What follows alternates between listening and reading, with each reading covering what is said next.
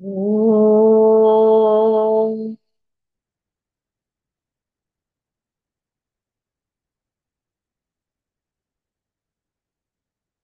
ॐ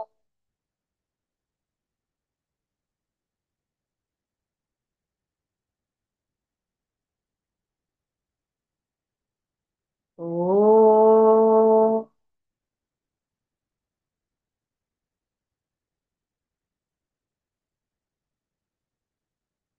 ॐ श्री गणेशाय नमः। ॐ श्री सरस्वत्यै नमः। ॐ श्री गुरुभ्यो नमः। समस्तजनकल्याणे निरतं करुणामयं नमामि चिन्मयं देवं सद्गुरुं ब्रह्मविद्वरं सद्गुरुं ब्रह्मविद्वरं यो अन्तः प्रविश्य मम वाचमिमां प्रसुप्ताम् सञ्जीवयत्यखिलशक्तिधरस्वधाम्ना अन्यांश्च हस्तचरणश्रवणत्वगादीन् प्राणान्नमो भगवते पुरुषाय तुभ्यम् प्राणान्नमो भगवते पुरुषाय तुभ्यम् ॐ नमो भगवते वासुदेवाय शुक्लाम्बरधरं विष्णुं शशिवर्णं चतुर्भुजं प्रसन्नवदनं ध्यायेत् सर्वविघ्नोपशान्तये। ईश्वरः परमः कृष्णः सच्चिदानन्दविग्रहः अनादिरादिर्गोविन्दः सर्वकारणकारणम् कृष्णं नारायणं वन्दे कृष्णं वन्दे व्रजप्रियम् कृष्णं द्वैपायनं वन्दे कृष्णं वन्दे प्रथासतम् सच्चिदानन्दरूपाय विश्वोत्पत्त्यादिहेतवे तापत्रयविनाशाय श्रीकृष्णाय वयं नुमः। रमापतिपदां भोजपरिस्फुरति मानसम् सेनापतिमहं वन्दे विश्वक्सेनं निरन्तरम् प्रह्लादनारदपराशरपुण्डरीक व्यासम्बरीशशुकशौनक भीष्मदाल्भ्यान् रुक्माङ्गदार्जुनवसिष्ठविभीषणादीन् पुण्यानि मान् परमभागवतान् स्मरामि। ॐ नमो भगवते वासुदेवाय। जन्माद्यस्य यतोऽन्वयादितरतः चार्थेष्वभिज्ञस्वराट् तेने ब्रह्महृदाय आदिकवये मुह्यन्ति यत्सूरयः तेजो वारिमृदां यथा विनिमयः यत्र त्रिसर्गो मृषा धाम्ना स्वेन सदा निरस्तकुहकम् सत्यं परं धीमहि धर्मः प्रोज्झितकैतवोऽत्र परमः निर्मत्सराणां सताम् वेद्यं वास्तवमत्र वस्तु शिवदम् तापत्रयोन्मूलनम् श्रीमद्भागवते महामुनिकृते किं वा परैरीश्वरः सद्यो हृद्यवरुध्यते प्रकृतिभिः शुश्रूषुभिस्तत्क्षणात् निगमकल्पतरोर्गलितं फलं शुकमुखादमृतद्रवसंयुतं पिबत भागवतं रसमालयम् मुहुरहो रसिका भुवि भावुकाः यं प्रव्रजन्तमनुपेतमपेतकृत्यम् द्वैपायनो विरहकातरः जुहाव पुत्रेति तन्मयतया तरवोऽभिनेदुः तं सर्वभूतहृदयं मुनिमानतोऽस्मि यस्वानुभावमखिलश्रुतिसारमेकम् अध्यात्मदीपमतितितीर्षतान्तमोऽन्धम् संसारिणाम् करुणयाः पुराणगुह्यम् तं व्याससूनुमुपयामि गुरुं मुनीनाम् नारायणं नमस्कृत्य नरं चैव नरोत्तमं देवीं सरस्वतीं व्यासं ततो जयमुदीरयेत्। कृष्णाय वासुदेवाय देवकीनन्दनाय च नन्दगोपकुमाराय गोविन्दाय नमो नमः। नमः पङ्कजनाभाय नमः पङ्कजमालिने नमः पङ्कजनेत्राय नमस्ते पङ्कजाङ्घ्रये यस्य भगवताख्या सर्वेषां भक्तिदान्विनाम् स एव करुणा सिन्धुः बोधितात्मा गुरुर्मम तस्मै श्रीवासुदेवाय धरणीसुररूपिणे गुरुवायुपुरेशाय तुभ्यं श्रीगुरवे नमः। शङ्खचक्रगदा पद्मधारिणे गुरुरूपिणे गुरुवायुपुरेशाय वासुदेवाय ते नमः। संसारसागरे मग्नं दीनं मां करुणानिधे कर्मग्राहगृहीताङ्गं मामुद्धर भवार्णवात्। श्रीमद्भागवताख्योऽयं प्रत्यक्षः कृष्ण एव हि स्वीकृतोऽसि मया नाथ मुक्त्यर्थं भवसागरे। मनोरथो मदीयोऽयं सफलः सर्वथा त्वया निर्विघ्नेनैव कर्तव्यः दासोऽहं तव केशव। शुकरूपप्रबोधज्ञ सर्वशास्त्रविशारद एतत्कथा प्रकाशेन मदज्ञानं विनाशय। पीताम्बरं करविराजितचक्रशङ्खं कौमोदकी सरसिजं करुणासमुद्रं राधासहायमतिसुन्दरमन्दहासं वातालयेशमनिशं हृदि भावयामि। वातालयेशमनिशं हृदि भावयामि। Pranams to the Lord. Pranams to all the Mahatmas in tonight's Srimad Bhagavad Mahapuran session. We are in Canto 2 and we have finished first 8 chapters. We begin with ninth chapter and finish first 8 mantras. So the topic name is Brahma beholds the divine abode of the Lord and is taught by him the text of Bhagavata consisting of 4 couplets. So we are seeing this topic. Now let's directly dive into verse 9. This chapter is a little bigger, so hopefully ambitious to complete, but whatever we can complete, let's do. And so volunteers can raise hands. Rajamma, I'll start first with you.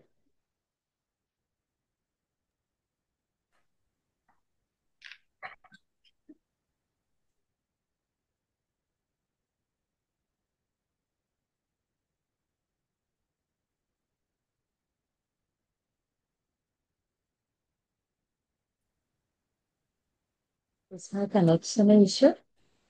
I can see that. Otherwise, I was answering.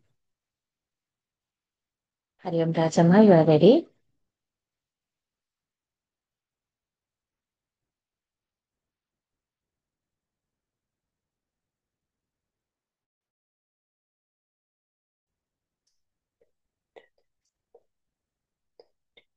Connect. It's been raining like crazy. So we can expect this. But by now, I think we all are used to connections over here in this village. Okay, am I audible? Yeah, now audible.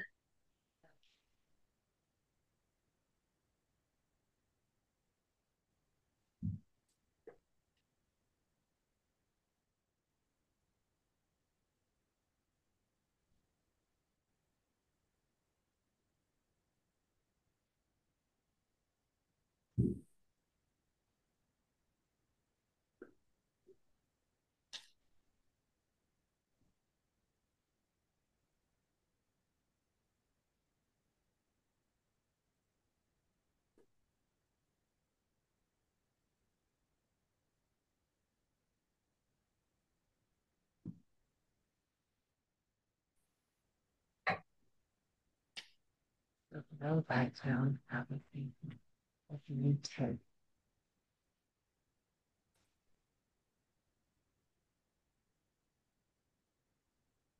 Hello.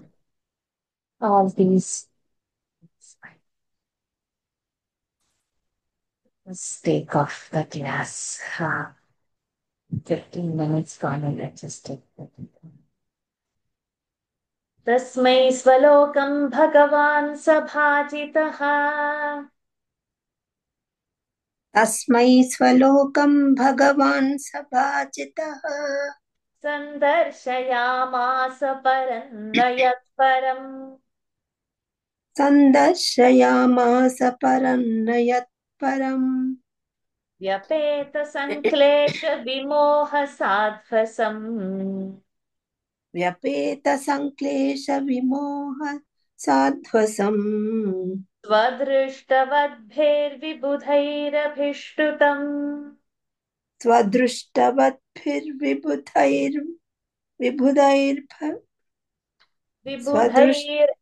विबुधैरभिष्टुतम् स्वदृष्टवद्भिर्विबुधैरभिष्टुतम् Correct. प्रवर्तते यत्र रजस्तमस्तयोः प्रवर्तते यत्र रजस्तमस्तयोः सत्त्वं च मिश्रं न च कालविक्रमः सत्त्वं च मिश्रन्न च कालविक्रमः न यत्र माया किमुता परे हरेः न यत्र माया किमुता परे हरेः अनुव्रता यत्र सुरासुरार्चिताः अनुव्रता यत्र सुरासुरार्चिताः श्यामावदाता शतपत्रलोचनाः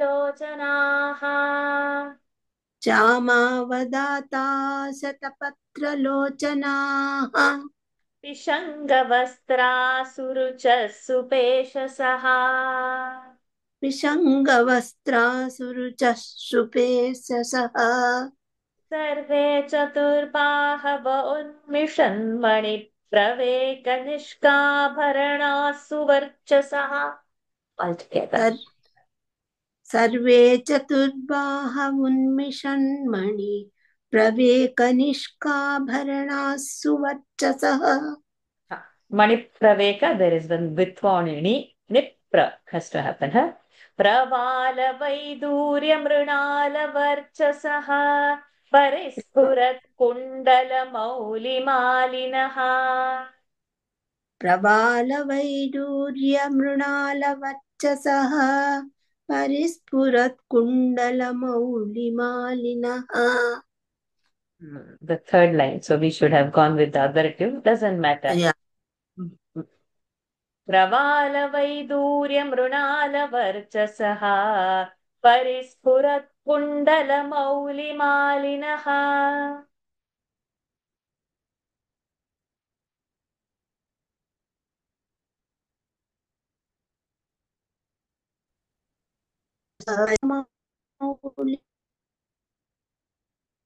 मौलिमालिनः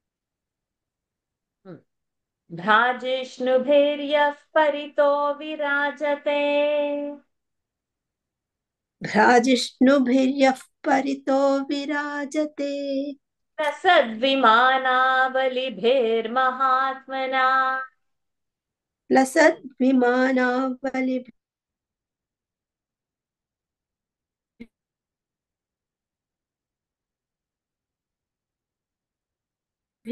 लसद्विमानावलिभिर्महात्मना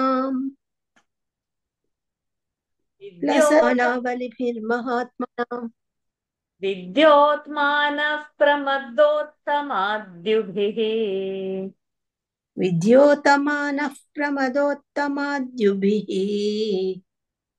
स विद्युदभ्रावलिभिर्यथा नभः सविद्युदभ्रावलिभिर्यथा नभः श्रीर्यत्र रूपिण्युर्गाय पादयोः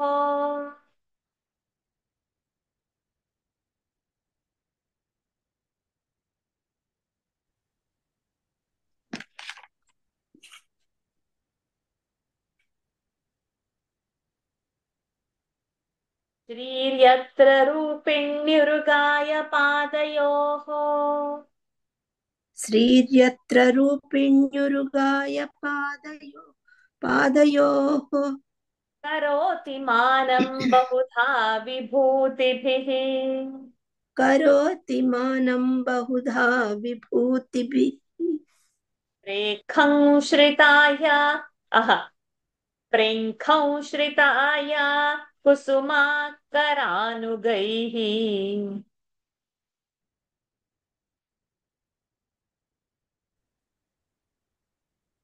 प्रेरानुगैः Is it my only internet bad or even Rajapa's internet is प्रेखं not good? No, my internet is, yours is not coming and going, coming and going. It is breaking like that. Actually, Varsha I ji, from the repeated beginning, it is several like times, that but only. Today my beginning is very bad, right? yeah, It's sometimes raining terribly. When I was driving, I was not able to see it like 10 meters away. That kind of a rain it was. Mm. It's because I'm repeating, but you are unable to catch the thing. yes. Priyanka, Maybe I don't know whether my video off will help my bandwidth. I don't know. I'll just keep video off for a while and see if that is helping. Uh, yes, Rajamma, you can try. प्रेङ्खंसिताया कुसुमाकरानुगैः विगीयम विगीयमाना प्रियकर्म गायति. विगीयमाना प्रियकर्म गायति. Shall I repeat? Yes, please. तस्मै स्वलोकं भगवान् सभाजितः सन्दर्शयामास परन्न यत्परम् व्यपेतसङ्क्लेशविमोहसाध्वसम् स्वदृष्टवद्भिर्विबुधैरभिष्टुतम् प्रवर्तते यत्र रजस्तमस्तयोः सत्त्वं च मिश्रन्न च कालविक्रमः न यत्र माया किमुता परे हरेः अनुव्रता यत्र सुरासुरार्चिताः श्यामावदाताः शतपत्रलोचनाः विषङ्गवस्त्रासुरुचः सुपेशसः सर्वे चतुर्बाहव उन्मिषन्मणिप्रवेशनिष्काभरणा सुवर्चसः प्रवालवैडूर्यमृणालवर्चसः परिस्फुरत्कुण्डलमौलिमालिनः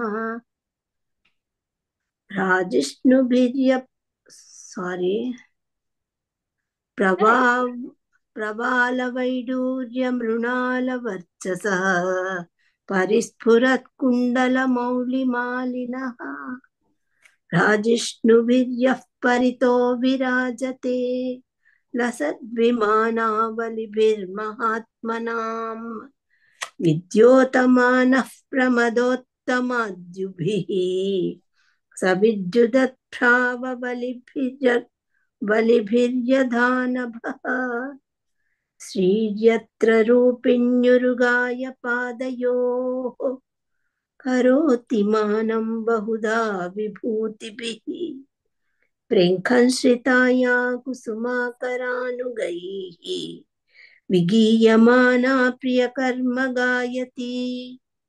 Thank you, Rajamma.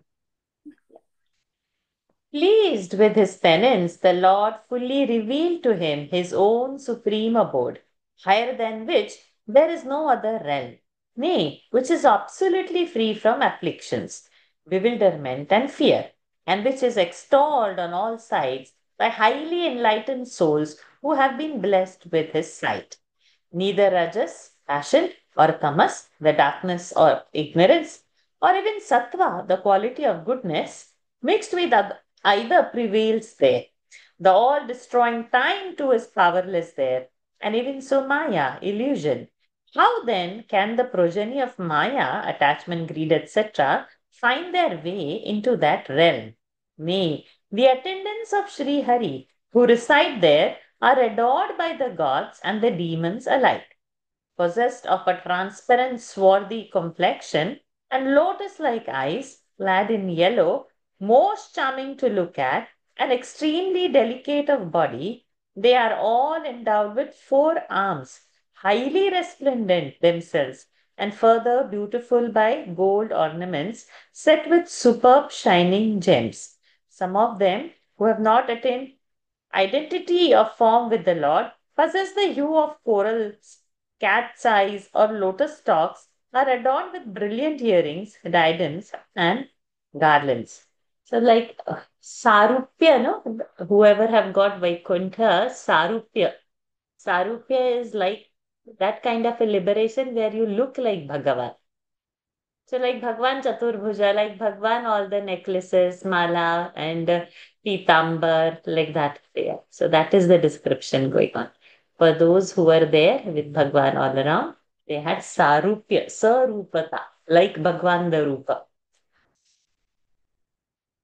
Glittering all round with rows of brilliant and glorious aerial cars of exalted souls, which are further illumined with the splendor of most charming ladies.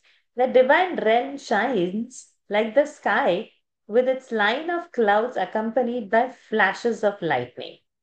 Endowed with most lovely form, Shri, the goddess of fortune, adores in that realm the feet of the Lord, who is widely sung in many ways with her other manifestations, figuring as her female companions such as Bhudevi, Leela Devi, and so on. Nay, sitting in a swing, she sings the exploits of her her beloved Lord, while her own praises are sung by the bees, the attendants of spring at that time. तस्मै स्वलोकं भगवान् स भाजितः सन्दर्शयामास परन्न यत्परं व्यपेतसङ्क्लेशविमोहसाध्वसं स्वदृष्टवद्भिर्विबुधैरभिष्टुतं प्रवर्तते यत्र रजस्तमस्तयोः सत्त्वन्न मिश्रन्न च कालविक्रमः न यत्र माया किमुता परे हरेः अनुव्रता यत्र सुरासुरार्चिताः श्यामावदाता शतपत्रलोचनाः विषङ्गवस्त्रासुरुचः सुपेशसः सर्वे चतुर्बाहवोन्मिषन्मणिप्रवेक उन्मिषन्मणिप्रवेकनिष्काभरणाः सुवर्चसः प्रवालवैदूर्यमृणालवर्चसः परिस्फुरत्कुण्डलमौलिमालिनः भ्राजिष्णुभैर्यः परितो विराजते लसद्विमानावलिभिर्महात्मनां विद्योतमानः प्रमदोत्तमाद्युभिः सविद्युद्भ्रावलिभिर्यथा नभः सविद्युदध्रावलिभेर्यथा नभः श्रीर्यत्र रूपिण्युरुगाय पादयोः करोति मानं बहुधा विभूतिभिः प्रेङ्खं श्रिताया कुसुमाकरानुगैः विगीयमाना प्रियकर्म गायति. लताजी नेक्स्ट 5. ददर्श तत्राखिल सात्वतां पतिम् ददर्श तत्राखिल सात्वतां पतिम् श्रियः पतिं यज्ञपतिं जगत्पतिम् श्रियः पतिं यज्ञपतिं जगत्पतिम् सुनन्दनन्द प्रबलार्हणादिभिः सुनन्दनन्द प्रबलार्हणादिभिः स्वपार्षदमुख्यैः परिसेवितं विभुम् स्वपार्षदमुख्यैः परिसेवितं विभुम् कृत्यप्रसादाभिमुखं दृगासवम् भृत्य प्रसादाभिमुखं दृगासवम् प्रसन्नहासारुणलोचनाननम् प्रसन्नः सारुणलोचनाननम् किरीटिनं कुण्डलिनं चतुर्भुजम् किरीटिनं कुण्डलिनं चतुर्भुजम् पीताम्बरं वक्षसि लक्षितं श्रिया पीताम्बरं वक्षसि लक्षितं श्रिया अध्यर्हणीयासनमास्थितं परम् अध्यर्हणीयासनमास्थितं परम् वृत्तं चतुष्षोडश पञ्चशक्तिभिः वृतं चतुष् इस् इट् वृत्तन् और वृतन्?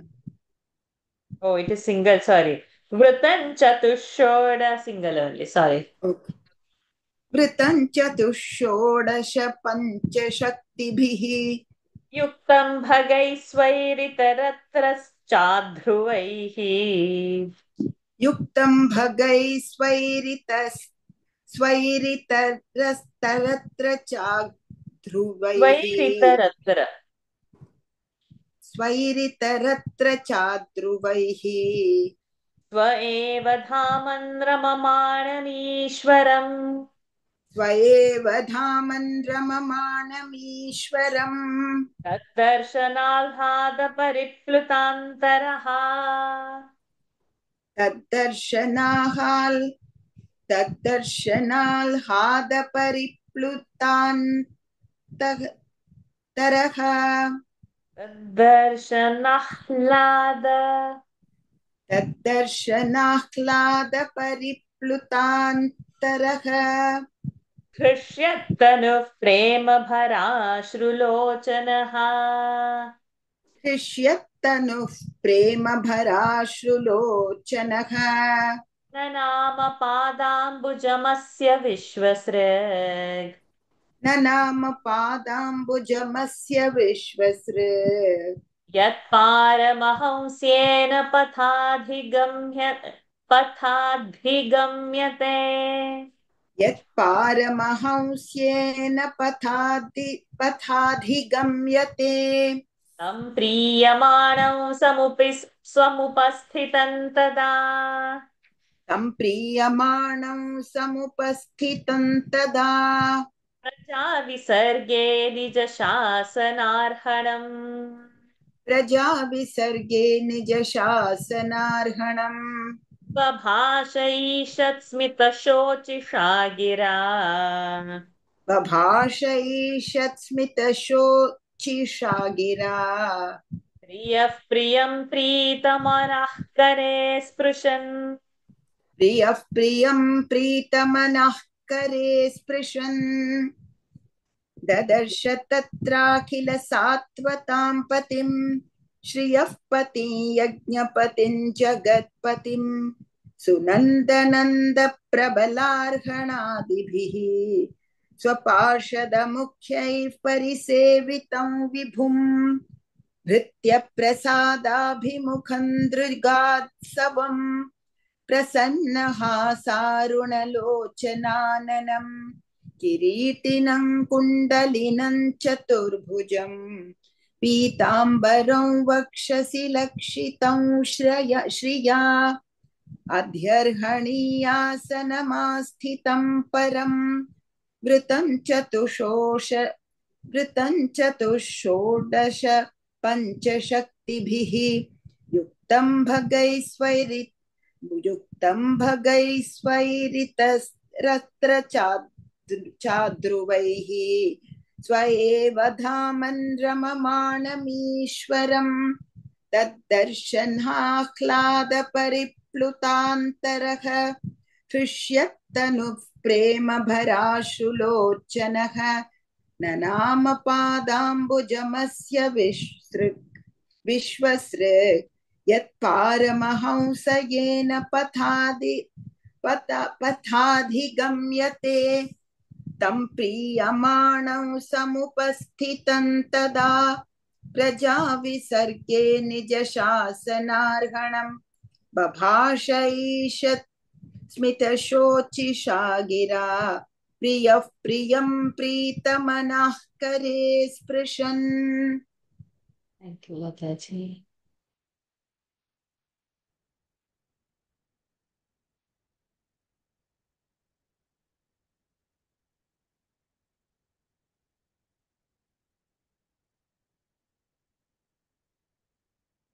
Let me try if it works. It works. Brahma beheld there the protector of all his devotees, the Lord of Shri, the enjoyer of sacrifices, the omnipresent ruler of the whole universe, being waited upon by the foremost of his personal attendants, Sunanda, Nanda, Prabala, Arhana, and others. Ever disposed to shower his grace on his servants, he bears nectar in his look and wears a gracious smile on his countenance. He had reddish eyes.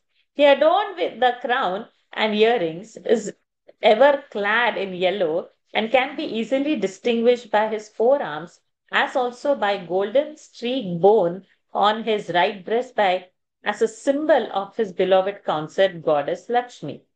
That universal Lord occupies an excellent and most valuable throne, is surrounded by his 25 Shaktis or potencies, that is the spirit, Prakriti, Mahattattva, the ego, the mind, and Indriyas, the five subtle elements and five gross elements, all in personal form, and endowed with his six eternal and divine attributes, that is, lordship, righteousness, renown, prosperity, wisdom, and dispassion, all in their fullest measure, which are incidental in others, he constantly revels in his own blissful essence. Brahma's heart was flooded with rapture of the sight of the Lord. The hair stood erect on his person, and tears rushed to his eyes due to excess of love. The creator of the universe bowed to his lotus feet, which were attained by pursuing the path of Paramahamsas, those who have renounced the world. The Lord who had evoked Brahma's love was delighted at heart to see his beloved Brahma standing before him in a suppliant mood, full of love and joy, and fit to receive his commands for the creations of living beings. He took Brahma by the hand and then addressed him in the accents illumined with a gentlest smile. ददर्श तत्राखिल सात्वतां पतिं श्रियः पतिं यज्ञपतिं जगत्पतिं सुनन्दनन्द प्रबलार्हणादिभिः सपार्षदमुख्यैः परिसेवितं विभुं धृत्य प्रसादाभिमुखं दृगासवं प्रसन्नहासारुणलोचनाननं किरीटिनं कुण्डलिनं चतुर्भुजं पीताम्बरं वक्षसि लक्षितं श्रिया अध्यर्हणीयासनमास्थितं परं कृतं चतुष्षोडशपञ्चशक्तिभिः युक्तं भगैस्वैरितरत्र चाध्रुवैः स्व एव धामन् रममाणमीश्वरम् तद्दर्शनाह्लाद परिप्लुतान्तरः हृष्यत्तनुः प्रेमभराश्रुलोचनः ननाम पादाम्बुजमस्य विश्वसृक् यत् पारमहंस्येन पथाधिगम्यते तं प्रीयमाणं समुपस्थितं तदा प्रजाविसर्गे निजशासनार्हणं बभाष ईषत्स्मितशोचिषा गिरा प्रियः प्रियं प्रीतमनाः करे स्पृशन्. Radha Krishna for next 5 verses.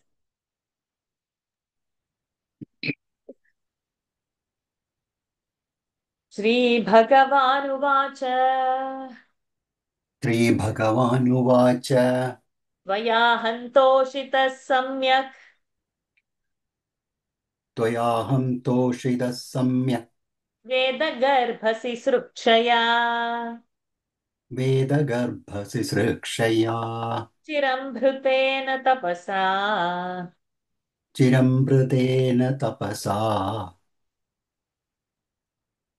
दुस्तोषः कूटयोगिना दुस्तोषः कूटयोगिनां वरं वरय भद्रन्ते वरं वरय भद्रन्ते वरेशं माभिवाञ्छितम्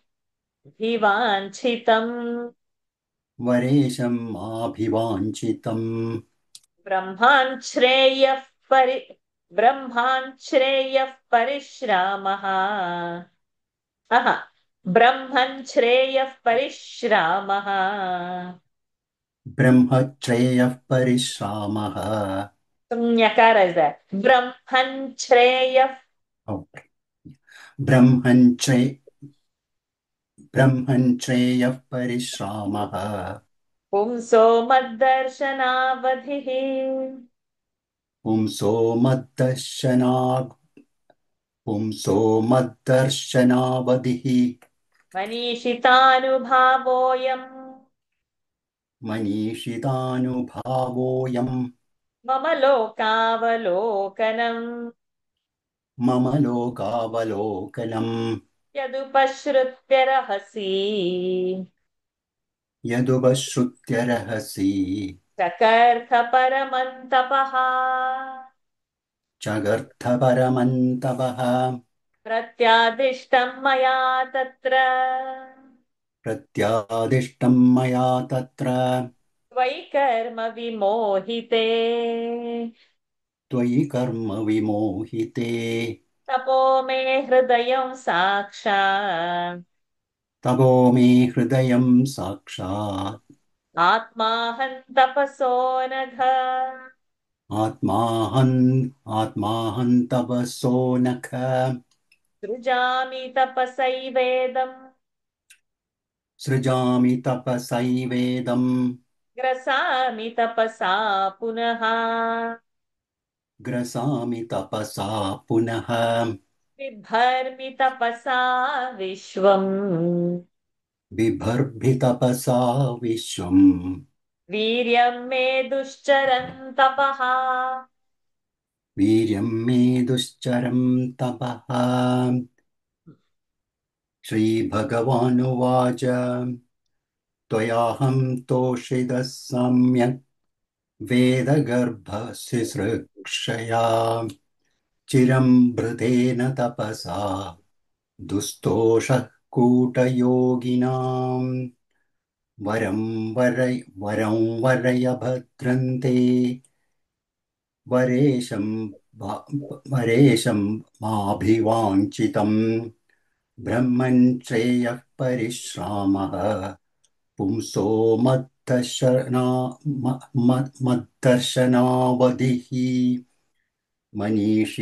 मनीषितानुभावोऽयं मम लोकावलोकनम् यदुपश्रुत्य रहसि जगर्थः परमन्तपः प्रत्यादिष्टं मया तत्र त्वयि कर्म विमोहिते तपो मे हृदयं साक्षात् आत्माहं तपसो नख सृजामि तपसैवेदम् ग्रसापि तपसा पुनः बिभर्भिस्तपसा विश्वम् वीर्यं मे दुश्चरन् तपः Thank you, Radha Krishna. The Lord said, with the knowledge of all the Vedas stored up in your heart, you have thoroughly pleased me by your prolonged penance, carried on with the intention of creating the universe. You know, hypocritical yogis can hardly please me. Ask of me, the bestower of all blessings, your cherished boon, and you will be blessed with that. The pains that make men take for the good of the soul, O Brahma, reach their fruition in my eyes. You practice such supreme penance only on hearing my command in the lonely waters without seeing me, the Tapatapa word. Huh? That is why you have been blessed with the sight of my divine abode according to my wishes. I commanded you to do penance on that occasion only because you did not know how to proceed with the work of creation.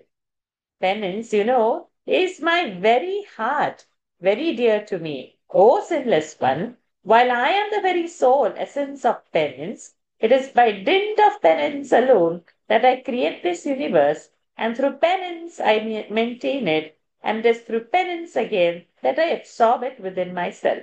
Nay, my strength consists in penance, which is hard to practice. श्रीभगवानुवाच त्वया हन्तोषितः सम्यक् वेदगर्भसि सृक्षया चिरं हृतेन तपसा दुस्तोषः कूटयोगिनां वरं वरय भद्रन्ते वरेशं माभिवाञ्छितं ब्रह्मन् श्रेयः परिश्रामः पुंसो मद्दर्शनावधिः मनीषितानुभावोऽयं मम लोकावलोकनम् यदुपश्रुत्य रहसि चकर्थ परमन्तपः प्रत्यादिष्टं मया तत्र त्वयि कर्म विमोहिते तपो मे हृदयं साक्षात् आत्माहं तपसो नघ सृजामि तपसैवेदं ग्रसामि तपसा पुनः बिभर्मि तपसा विश्वं वीर्यं मे दुश्चरन् तपः. Nikhilaji and Shri Harichi. Who's starting first? Shri I'll Harichi go is first. starting. I'll Okay. go first. Brahmovacha ब्रह्मोवाच Bhagavan Sarvabhutanam भगवन् सर्वभूतानां Adhyakshovasthito Guham. मध्यक्षोऽवस्थितो गुहाम्. So Bhutanam, half more has gone. You will start with Adhyaksha. Oh, अध्यक्षोऽवस्थितो गुहाम् वेदह्यः प्रतिरुद्धेन वेदह्य वेदह्यप्रतिरुद्धेन So the will also be with Vedahya Pratiruddhena वेदह्यप्रतिरुद्धेन Prajnanena Chikirshitam प्रज्ञानेन चिकीर्षितम् Tathapi Nathamanasya तथापि नाथमानस्य Nath Nathaya Nathitam नाथ नाथयनाथितम् Paravare Yatha Rupe परावरे यथा रूपे Janiyante Tvarupinaha जानीयान्ते त्वरूपिणः यथात्ममाया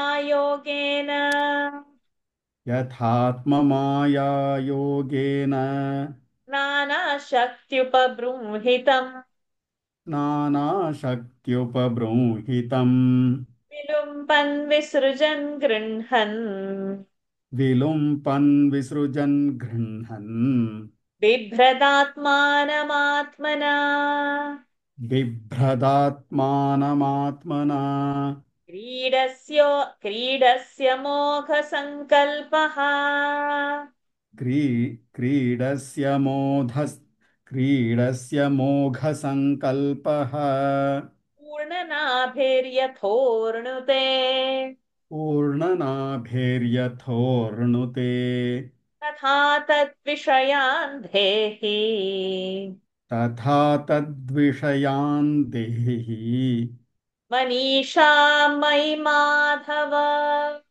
मनीषां मयि माधव भगवच्छिक्षितमहम् भगवच्छिक्षितमहम् करवाणि ह्यतन्द्रितः करवाणि ह्यतन्द्रितः स्नेहमानः प्रजा सर्गम् नेहमानः प्रजासर्गम् बध्येयं यदनुग्रहात् बध्येयं यदनुग्रहात् यावत् सखा सख्युर्वेशते कृतः यावत् सखा सख्युरिवेशते कृतः प्रजा विसर्गे विभजामि भोजनम् प्रजाविसर्गे विभजामि भोजनम् अविक्लवस्ते परिकर्मणि स्थितः अविक्लवस्ते परिकर्मणि स्थितः मामे समुन्नद्धमदोजमानिनः मामे समुन्नद्धमदोजमानिनः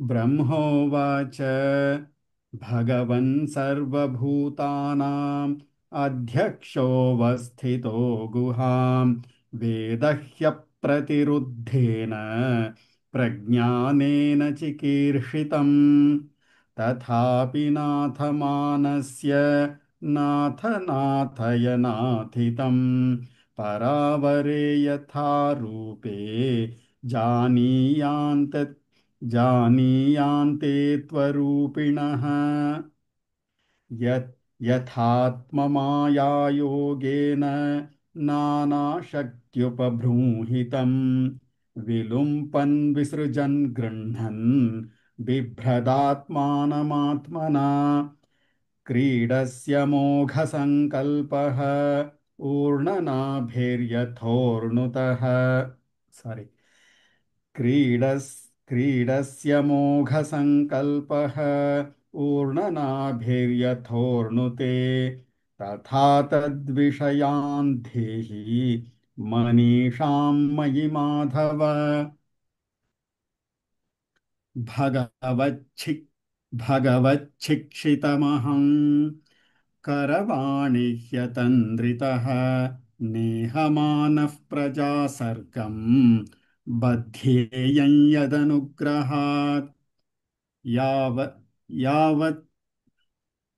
यावत् या- सखा सख्युर्वेशते कृतः यावत् सखा सख्युरिवेशते कृतः प्रजा विसर्गे बिभजामि भोजनम् अविक्लवस्ते परिकर्मणि स्थितः मामे समुन्नद्धमदोजमानिनः. Thank you, Sri Hariji. Brahma said, O Lord, you dwell in the heart of all beings as the witness, and know by your unobstructed wisdom that I intend doing. Nevertheless, my master, grant one request of this humble petitioner, that I may be blessed with an insight into both the absolute and relative aspects of your formless being.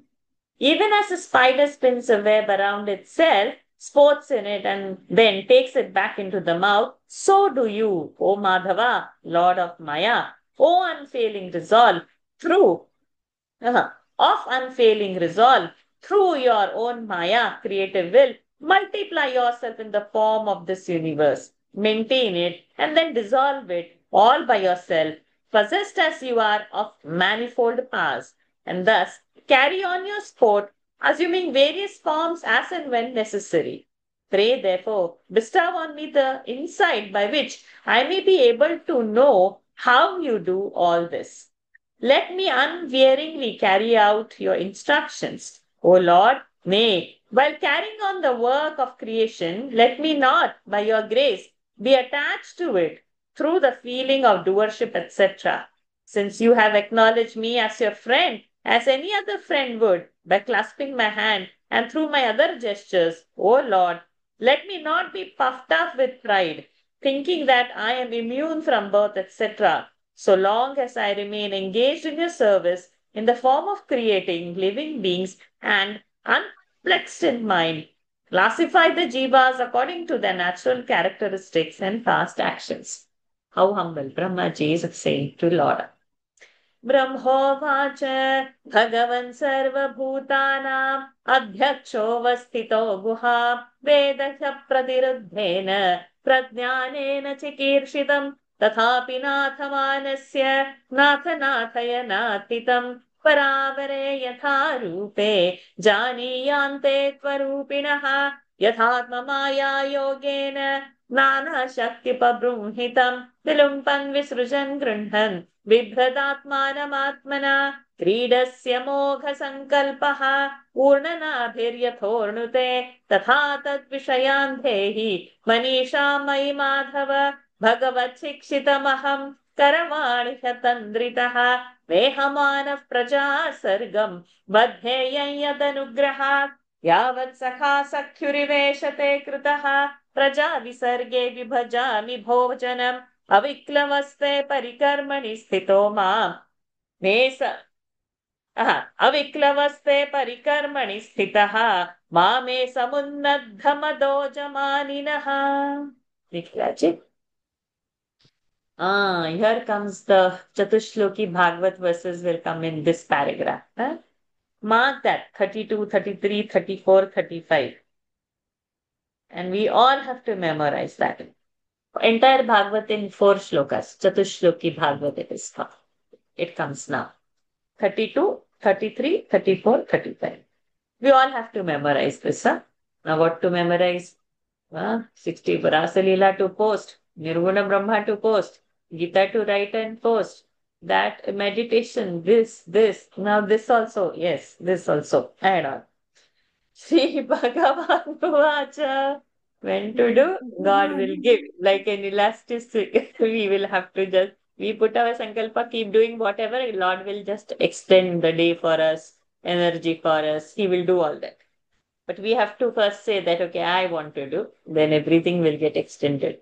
20, in that 24 hours, 48 hours work we can do by His grace. So we should just have our willingness to do.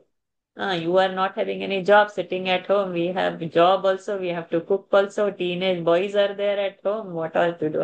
In that, this also. Chatushloki Bhagavat also. Add on. Shri Bhagavan Vacha.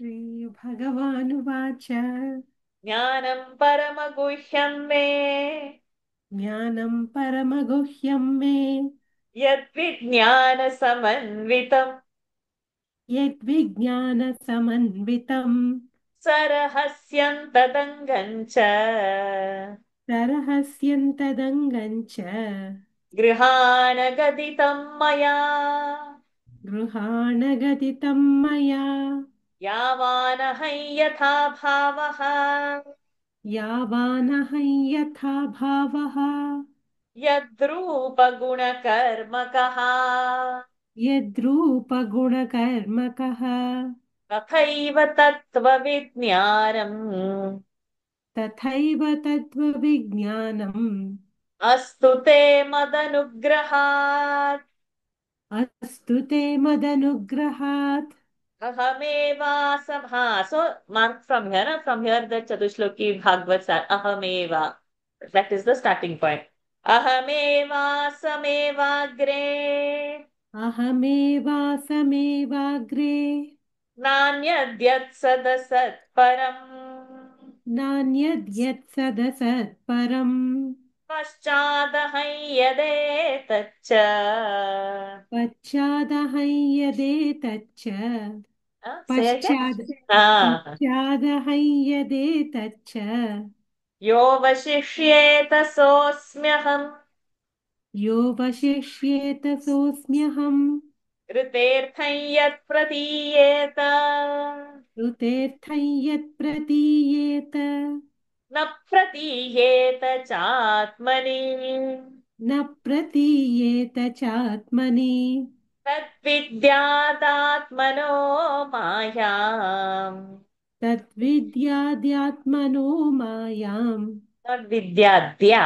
विद्यादा तद्विद्यादात्मनो मायम् because it will be the vidyat the ending atmano so vidyadatmano not dyatmano तद्विद्यादात्मनो मायाम् तद्विद्यादात्मनो मायाम् यथा भासो यथा तमः यथा भासो यथा तमः यथा महान्ति भूतानि यथा महान्ति भूतानि भूतेषु भूतेषु चावचेष्वनु भूतेषु चावचेष्वनु प्रविष्टान्यप्रविष्टानि प्रविष्टान्यप्रविष्टानि तथा तेषु न तेष्वहम् तथा तेषु न तेष्वहम् एतावदेव जिज्ञास्यम् एतावदेन जिज्ञास्यम् एतावदेव एतावदेव जिज्ञास्यम् तत्त्वजिज्ञासुनात्मनः तत्त्वजिज्ञासुनात्मनः अन्वयव्यतिरेकाभ्याम् अन्वयव्यतिरेकाभ्याम् यत् स्यात् सर्वत्र सर्वदा यत् स्यात् सर्वत्र सर्वदा So it ends over here. Ahamevasam till sarvatra sarvada. We have to memorize. This is our Chatushloki Bhagavad. Etanmatam samatishta एतन्मतं समातिष्ठ paramena samadhina परमेण समाधिना भवान् कल्पविकल्पेषु भवान् कल्पविकल्पेषु न विमुह्यति कर्हिचित् न विमुह्यति कर्हिचित् श्रीभगवानुवाच ज्ञानं परमगुह्यं मे यद्विज्ञानसमन्वितं सरहस्यन्तदङ्गं च गृहाणगदितं मया यावानहं यथा भावः यद्रूपगुणकर्मकः तथैव तत्त्वविज्ञानम् अस्तु मे मदनुग्रहात् अस्तु ते मदनुग्रहात् अहमेवासमेवाग्रे नान्यद्यत् सदसत्परम् पश्चादहं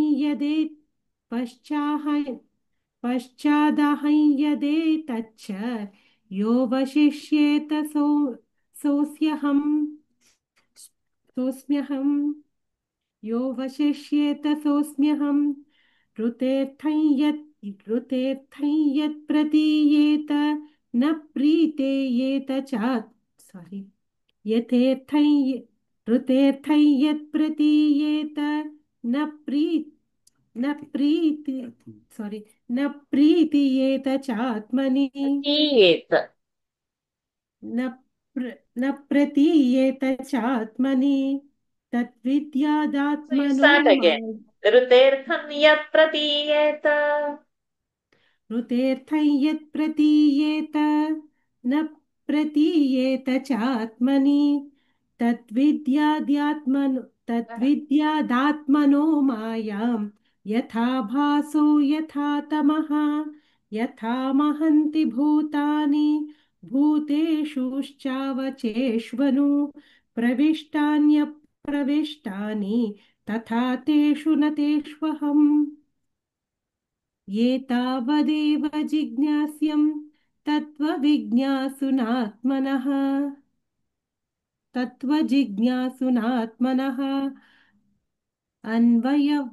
अन्वयव्यतिरेकाभ्यां यतः स्यात् सर्वत्र सर्वदा Yeah. यत् स्यात् सर्वत्र सर्वदा ये तन्मतं समातिष्ठ परमेण समाधिना भगवान् Bhavan. कल्पविकल्पेषु न विमुह्यति कर्हिचित् Yes. It's okay. Good. Well done. Good.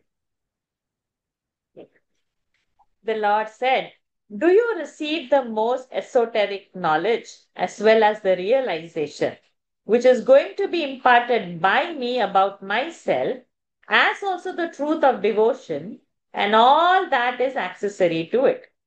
By my grace, you shall have true knowledge about me as to how great I am, what is my essential character, in how many forms do I manifest myself, what virtues do I possess, and what are my doings. Okay, 30 and 31 is over. Now, the next 4 verses is the meaning of the Chatushloki Bhagavad. So, pay attention. Prior to this creation, I alone existed, and that too in my absolute state. Other than me, there was nothing gross or subtle, nor the cause of both. That is Prakriti. I exist even after creation, as well as in the form of this phenomenal world, and I am also that which remains after all this has disappeared. Okay, so the first one is Lord alone first existed, there was nothing else. That is number 32. So over there, 32, you mark over there Lord or Bhagavan. After 32 in that margin, no, you put Bhagavan. Okay. Now we go for 33rd. That which makes it possible for something inexplicable to appear in my being as part of me without any corresponding reality, just like the illusion of a second moon, and which obscures my being. Second moon means what, no? In the night, if you see the moon from your balcony, just put your hand like this to your eye and you see if you can see the 2 moons. So this example is often quoted. Then because of the problem of ignorance, huh? Which obscures my being even though I am present everywhere. Like the presence of planet Rahu, which has shadowy form in the midst of the other luminaries, should be regarded as my Maya, deluding potency. So now turn back to that page where you wrote 32 Bhagavan. Now that 33, you write Maya in the margin. After 32 number, Bhagavan. After 33 number, Maya. Next is 34. Even as the gross elements, earth, water, etc., may be said to have entered the bodies of all living beings, both great and small, made up as they are of those very elements after their creation, and they can as well be said not to have entered them, in that they already inhered in them as their material cause. Similarly, I can be said to have entered the bodies of these living beings as their indwelling spirit when they have viewed materially, and I can equally be said not to have entered them when they are viewed spiritually, there being no other reality than the spirit myself. So over there, after that 34, you write Jagat. In the margin after 34. So now you have Bhagavan, then you have Maya, then you have Jagat. Now the last verse. He who is eager to know the truth of the spirit should inquire. No, where did I miss? Huh. Did I miss? No, I didn't. Okay. No, it is perfect, Vaishnavi. Going correct. Then where did I? Oh, yeah, that is 35th. I'm seeing, okay, I thought the last verse was 34th verse, but it's 35th. Okay, so we are doing the 35th now.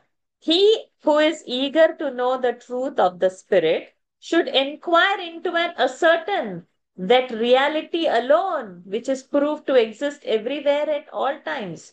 Whether you argue by the negative process, excluding everything else, that is neti, as not that, or by the positive method, affirming everything as understood. So, this is the object. I can see. So, this is objectified. So, this is not the self. Like that. Like Drishyaveta. So, that is negative. Neti. Or, this is also Panchamahabhuta. Lord is pervading into it. So, this is also Lord. So, either by neti method or by affirmation, whatever you see is the Lord, or this is seen, this is objectified, so this is not the self. Okay, so this you do, like that Lord says in that fourth verse. So over there, we should mark it as Jiva. So this Chatushloki Bhagavad has these four components. First as the Lord's description, then the Maya's descriptions, then the Jagat description, and then comes the Jiva's description. So now when we divide, then in each form we will learn. First as Bhagwan means Bhagwan only was there. In the Maya description, how the Maya came, and then because of that Maya, the third verse, how the Jagat comes, Panchamahabhuta comes. And in that fourth one, Jiva's job is to do either affirmation or negation so that he realizes the truth. That is back to Bhagavan. That is the cycle keeping on going. For how long? Anadi. How long it will go? Anantam. This is how the world is. Okay. So that 4 shlokas are over. Last verse now. Establish yourself fully in this doctrine of mind. See, he says, through perfect concentration of mind. By doing so, you shall never be confounded, fall a prey to egotism, etc., while creating the diverse forms of life in the course of various kalpas. So again over here, the meditation comes. Again over here, dwelling on the Lord comes. First week, if you have followed the meditation session, first week we've done Saguna Brahma Upasana. Second week we have graduating. In the first week had 2 parts. We were describing directly Bhagavan, his kundala, his ornaments, his vastra, his whatever, feather, this, that in first 2-3 days. And then next 3-4 days, from our altar Bhagavan, small Krishna Murti or Guruvairappa, we expanded into his cosmic form. As Patal as his feet and Satyaloka as his head, we described in the first week. So it was Saguna. Lord was having form. Because we understand eyes, nose, head, hands, body, chest, stomach, legs. We understand form as like that. So imagine the God as that way. Second week, now what has happened? We are how many days in? 2 days into it. If you must see, we have changed the tone. Now Bhagwan's hands and legs we are not talking of. We are talking of how he is avyakta, how he is indescribable, nirhuya, you cannot guess. So we are talking about that kind of attributes now. Slowly, yes, we are going to change. But that's what now in Bhagavad the verse has come over here, that we need to meditate on him. That's the only way to go forward. Again, in Bhagavad also, this meditation has come. Same thing is coming. All throughout all the weeks we are doing in different forms, the same meditation is coming. Again, it's Lord's way to link us. Shri Bhagavan Uvacha. Hi. Only 2 minutes are there. How we will do? Sajeev ji's turn is there to complete the chapter. I don't know now. Today we don't borrow the time because it's 10:15 in Singapore already. I don't know. Jnanam paramam guhyam me yadvijnana samanvitam sarahasyam tadangancha grihana gaditam maya yavanaham yatha bhavaha yadrupa gunakarmakaha tathaiva tattva vijnanam vastute madanugrahat ahamevasame Aham eva asam eva agre. Aham asam. Asam is the word. I was.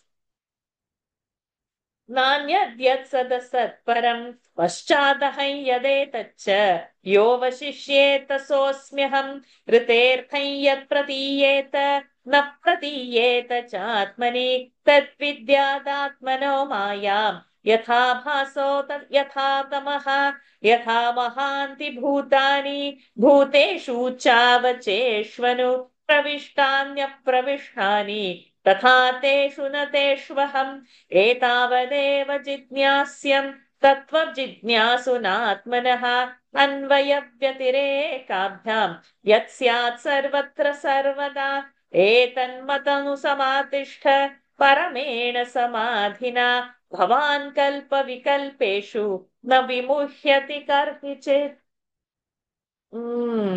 I think we will stop, Sajeev ji. You can take your turn next week. You can complete this chapter next week, and then next week's turn, you can start with the chapter next week for the next chapter. Is that okay? And probably that's also Lord's will, that dwell on that Chatushlokya. Where are you running? Completing the chapter. And I also don't want to extend the time. If it was a normal 5:30 class, we can extend the daily Gita, but now we cannot extend the day.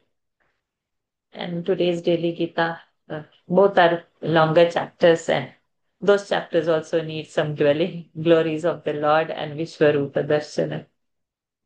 From every side it has come. Beautiful. ॐ पूर्णमदः पूर्णमिदं पूर्णात् पूर्णमुदच्यते पूर्णस्य पूर्णमादाय पूर्णमेवावशिष्यते ॐ शान्ति शान्ति शान्तिः हरिः ॐ श्रीगुरुभ्यो नमः हरिः ॐ श्रीकृष्णार्पणमस्तु सदा सर्वत्र गोविन्दनाम संकीर्तनं Govinda Govinda Narayana Akhila Guru Bhagavan Namaste. Hari Om everyone. Thank you. Because of me starting 5 minutes late and all those interruptions, we are not able to complete the chapter. But let's take it as Lord's will. Thank you. Thank Thank you. Hari Thank Om. you. Thank you. Hari Om Varshaji. Hari Om. Thank you. Rama did volunteer. Thank you, Shaji. Thank you. So next week, please volunteer. Ma. Sure. I came early today.